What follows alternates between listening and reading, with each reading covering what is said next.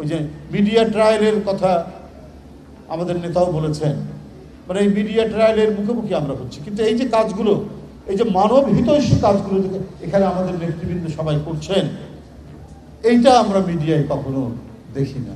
কে চাঁদাবাজি করলো, কে মারামারি করছে, হ্যাঁ আপনারা দেবেন। আমরা তো সংবাদপত্রের স্বাধীনতার জন্যই আমরা সংগ্রাম করছি।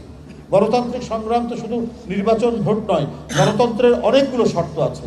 বিচার বিভাগের স্বাধীনতা, ন্যায় বিচার পাওয়া, আইনের শাসন পাওয়া এবং সংবাদপত্রের স্বাধীনতা। কিন্তু যদি একতরফা বিএনপিকে অভিযুক্ত করে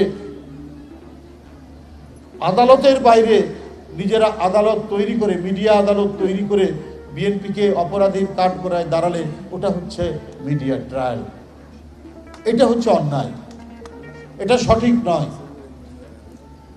হ্যাঁ।